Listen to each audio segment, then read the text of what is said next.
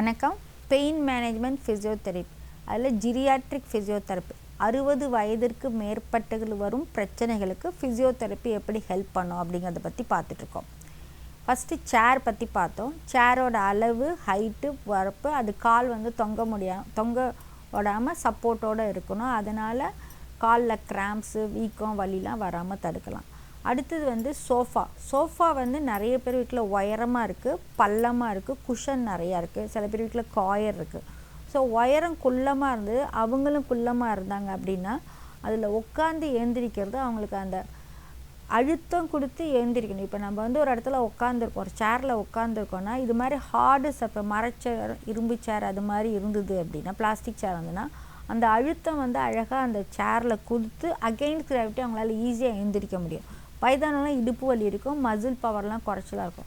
இப்போ அவங்க குஷன் மாதிரி இருக்கிற சோஃபாவில் போய் உட்காந்தாங்கன்னா புட்டை நல்லா உள்ளே போயிடும். அதாவது அவங்க புட்டை அது பள்ளத்தில் இருக்கிற மாதிரி இருக்கும். அப்போ அவங்க அதை வச்சு ஏந்திரிக்கணும் அப்படின்னா ரொம்ப கஷ்டப்படுவாங்க. யாராவது ஹெல்ப் இருந்தால் தான் அவங்களால ஏந்திரிக்க முடியும். ஏன்னா அந்த அகெயின்ஸ்ட் கிராவிட்டி புஷ் பண்ணுறதுக்கு அங்கே ப்ரெஷர் இருக்காது, ஸ்ப்ரிங் திருப்பி உள்ளே இழுத்துட்டு போயிடும். ஸோ இது ஸ்மால் டெக்னிக்கல் இது தான். ஆனால் நம்மளுக்கு அது ஒன்றும் பெருசாக தெரியாது. பாட்டி எப்பயுமே சோஃபாவில் உட்கார மாட்டேங்கிறாங்க, இதில் உட்காந்து டிவி பார்த்தா என்ன அப்படின்னு பேர பசங்க சொல்லுவாங்க. ஆனால் அவங்களுக்கு இது தெரியாது என்னென்னு. ஸோ இந்த குஷனிங் இருக்கிற சோஃபாஸ் சேர் வயதானவர்களுக்கு செட் ஆகாது. அடுத்தது சேர்லேருந்து எப்படி ஏந்திரிக்கணும், எப்படி உட்காரணும். இப்போ நிறைய பேர் முட்டி வலி இருக்கும், பேக் பெயின் இருக்கும், கண்ணு ப்ராப்ளம் இருக்கும். அப்போ இது மாதிரி சேரில் உட்காந்தாங்கன்னா அவங்க டக்குன்னு அப்படியே ஸ்ட்ரோக் பேஷண்ட் இல்லாட்டி பார்க்கின்சன்ஸ் ப்ராப்ளம் இது மாதிரி இருக்கிறப்ப மெயினாக ஏஜ் ஆனவங்களுக்கு பேலன்ஸ் குறைச்சலாக இருக்கும். ஸோ அப்போ அவங்க எப்படி ஏந்திரிக்கணுங்கிற டெக்னிக் இருக்குது. அதாவது ஒருத்தவங்க சேரில் உட்காந்துருக்காங்கன்னா ஃபஸ்ட்டு சேரை விட்டு கொஞ்சம் முன்னாடி காலை நல்லா ஊனிட்டு லைட்டாக 10-15 டிகிரிஸ் பெண்ட் பண்ணிவிட்டு அவங்க வாக்கரோ ஸ்டிக்கரோ ஏதோ இருக்கலாம், இல்லாட்டினா யாராவது கூட பிடிச்சிக்கலாம். இல்லை அந்த டேபிள் சேரோட கையை பிடிச்சிக்கிட்டு ஒரு புஷ் பண்ணி ஏஞ்சாங்கன்னா ஈஸியாக ஏஞ்சிடலாம். அவங்களுக்கு முட்டிக்கோ கைக்கோ ஸ்ட்ரெயின் ஆகாது. அது தெரியாமல் அப்படியே உட்காந்த இடத்துலேருந்து ஒரு காலை ஊனி ஏந்திரிக்கிறப்ப ஒரு காலில் முட்டி வலி இருக்கும், ஒரு காலில் நல்லாயிருக்கும். பேலன்ஸ் இருக்காது. அப்போ ரொம்ப தடுமாறுவாங்க. அப்போ என்னாகும், வலி இருக்கிற முட்டிக்கு இன்னும் ஸ்ட்ரெயின் ஆகும், இல்லை பேக்குக்கு ஸ்ட்ரெயின் ஆகும். ஸோ அதனால் என்ன பண்ணணுன்னா, ஒரு சேரில் உட்காந்துருக்காங்க வயதானவர்னா ஃபஸ்ட்டு சேரோட நுனிக்கு வந்துடணும், காலை நல்லா பாதத்தை ஊனிக்கணும், லைட்டாக 10-15 டிகிரிஸ் இது பண்ணுறப்ப அந்த சென்டர் ஆஃப் கிராவிட்டி அந்த பேஸ்க்குள்ளே போயிடும். அதுக்கப்புறம் அவங்க கையை அழுத்தி பட்டக்ஸை தூக்கி ஏஞ்சி ஒரு செகண்ட் நிற்கணும். நின்று பேலன்ஸ் வந்தப்புறம் தான் அடுத்த ஸ்டெப் வைக்கணும்.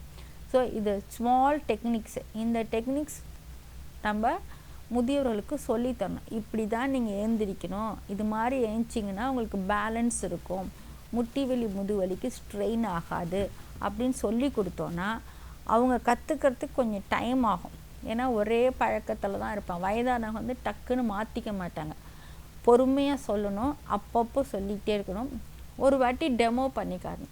பாட்டி இல்லை அம்மா, நீங்கள் இப்படி உட்காந்துருக்கீங்க, இப்போ நீங்களே ஏந்திரிக்கிறப்ப எங்கெல்லாம் ஸ்ட்ரெயின் ஆகுது பாருங்கள், கண்ணை மூடி பாருங்கள் அப்படின்னா அவங்க பண்ணுவாங்க. இப்படி அடுத்து நம்ம சொல்லித்தரணும். இப்படி முன்னாடி வாங்க, காலை நல்லா ஊன வைங்க, ஃப்ரண்ட்டில் ஒரு 10-15 டிகிரிஸ் சாயுங்க, கையை ஊனி ஏந்திரிங்க, ஏஞ்சி நின்று ஸ்டெப்லைஸ் 2 காலுக்கும் வெயிட் போட்டு ஸ்டெப்லைஸ் ஆகி நின்னப்புறம் அடுத்த கால் வைங்க. அப்படிங்கிறத வாயால் சொல்கிறத விட அவங்களுக்கு டெமோ பண்ணி காட்டணும். ஒன்று நம்ம டெமோ பண்ணி காட்டணும், இல்லை அவங்கள டெமோ பண்ண வைக்கணும். ஈஸி கிடையாது. வயதானவங்க ஒத்துழைக்க மாட்டாங்க, அவங்க பிடிச்சதில் பிடிவாதமாக இருப்பாங்க. ஆனால் சொன்னோன்னா 1 நாளில் 2 நாளில் 10 நாள் கழித்து ஃபாலோ பண்ணுவாங்க. இல்லை உங்களால் சொல்ல முடியா, நாங்கள் ஃபிசியோதெரபிஸ்ட் அதுக்கு தான் இருக்கோம், ஃபிசியோதெரப்பி டாக்டர் சொன்னால் கேட்பாங்க. ஆனால் ஃபிசியோதெரபிஸ்ட்டாக வர்றப்பையோ இல்லை அவங்கள்ட்ட போகிறப்பையோ இந்த டெக்னிக் கேட்டிங்கன்னா ஃபிசியோதெரப்பி சொல்லி தந்தால் பேஷண்ட்ஸ் கேட்பாங்க. ஸோ ஒரு சேர்லேருந்து உட்கார்றதுக்கும் எப்படி நின்று நடக்கிறதுக்கும் டெக்னிக்ஸ் இருக்குது. நன்றி, வணக்கம்.